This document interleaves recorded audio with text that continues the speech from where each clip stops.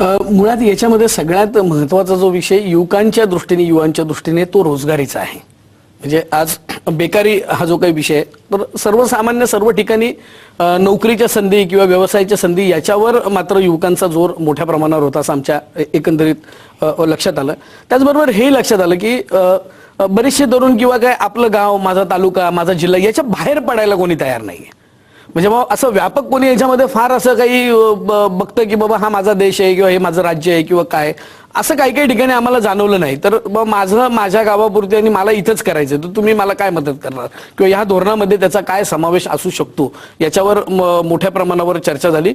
मुख्य म्हणजे हाच विषय महत्वाचा होता की रोजंदारीचा हा विषय होता. याचा आता पुढचा पार्ट म्हणजे युवक धोरण आणि युवा धोरण हा एक झाला. आता आम्ही रोजगार हमी योजनेवर सुद्धा आम्ही काम सुरू करतो आहोत. रोजगार हमी योजना ही आज त्याच्याकडे बघतानाचा दृष्टिकोन हे दारिद्र्य रेषेखालचे लोक आणि गरिबांचा हे बघण्याचा एक दृष्टिकोन आत्ता समाजाचा आहे. तिथं तुम्हाला काम करताना कोणी बेरोजगार युवक किंवा काय असं कोणी आपल्याला याच्यामध्ये दिसत नाही. आपल्याला आम्ही याच्यावर काम असं करतोय. आता शासनाला याच्यातही आम्ही काही शिफारसी आम्ही त्याच्यामध्ये करणार आहोत की हे काम करण्यासाठी यांचा रोजगार वाढवता येऊ शकेल का, याला दर्जा देता येऊ शकेल का, हा मुळात एक आहे. याच्यातले काही नियम असे आहेत की जे खूप अडचणीचे आहेत. ते नियम बायपास करून आज कामं होतातच आहेत.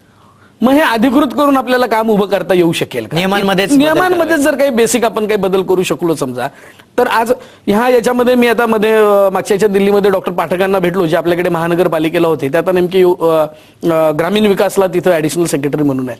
75% फंडिंग हे सेंट्रल गव्हर्नमेंट देतं आणि 25% फंडिंग हे राज्य शासनाला टाकावं लागतं. इतकं साधं. तुम्ही नियमांमधला बदलाचा उल्लेख केलात, असं एखादा तुम्ही सांगू शकाल? नियमांचा मधला बदल म्हणजे रोजगारीचा पॅटर्न जो आहे तो बदलावा लागेल. म्हणजे आर्थिक निकष जे आहेत ते बदलावे लागतील. हा मुळात एक भाग आहे.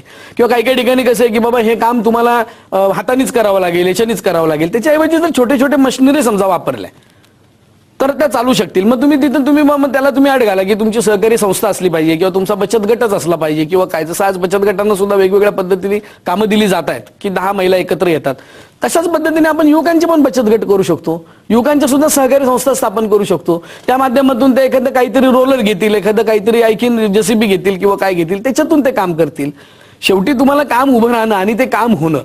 आता वेळेचं एवढं बंधन आहे, एवढा स्पीड वाढत चाललेला आहे की आपल्याला कुठेतरी पारंपरिक गोष्टींना फाटा देणं हे आता तितकंच महत्वाचं आहे. त्याच्याकडे आपण बघितलं पाहिजे. आपण अजूनही जर इंग्रजांच्या काळातल्या नियमांच्याच पुढे जर आपण पुस्ती जोडणार असू किंवा त्याच्यातच फेरबदल करणार असू तर हे कुठेतरी थांबलं पाहिजे असं आमचं मत हे त्या युवकांकडून आलेलं असल्यामुळे आमचं पण मत त्याच्यामध्ये तयार झालं की ह्या गोष्टींमध्ये बदल झाला पाहिजे. हा आम्ही देत असलेला मसुदा हा परिपूर्ण आहे असा दावा आम्ही अजिबात करणार नाही. हा पायलट प्रोजेक्ट आहे. हे आम्ही आमच्या शिफारसी आम्ही शासनाला देतो आहोत. हे आम्ही विनंती करतोय शासनाला. याच्यामध्ये बदल होतील. म्हणजे आपल्याला माहिती आहे की 1984 साली पवार साहेबांनी महिलांसाठीचं धोरण आणलं. त्याच्यामध्ये नंतर बदल झालेत. बेसिक धोरण आणण्याचं काम पवार साहेबांच्या कारकिर्दीमध्ये झालं. तशाच प्रकारचं सुप्रियाताईंच्या माध्यमातून आम्ही हे धोरण शासनापर्यंत पोहोचवणार आहोत. याच्यात आणखीन काही एक्सपर्ट जे असतील त्याचा सहभाग नोंदवतील. नुसतेच युवक असे नाही तर जे युवकाची 40 पार करून पुढे गेलेले आहेत असे सुद्धा त्याच्यामध्ये सहभाग नोंदवू शकतात की अरे हे व्हायला पाहिजे होतं. हे अनुभवाने माणूस सांगू शकतो.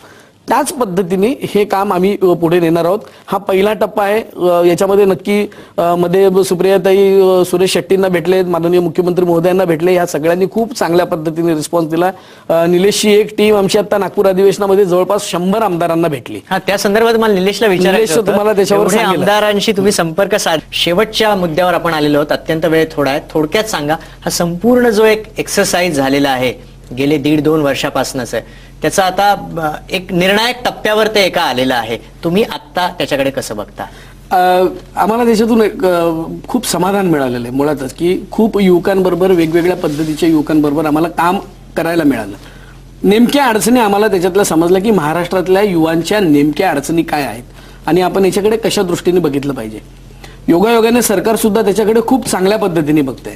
आम्ही ज्या वेळेला मुख्यमंत्री महोदयांना भेटलो, आम्ही भुजबळ साहेबांना आम्ही भेटलो किंवा सुरेश शेट्टींना ज्या वेळेला आम्ही भेटलो तेव्हा ह्या लोकांनी याच्यामध्ये खूप गांभीर्याने हा विषय घेण्याचं ठरवलं.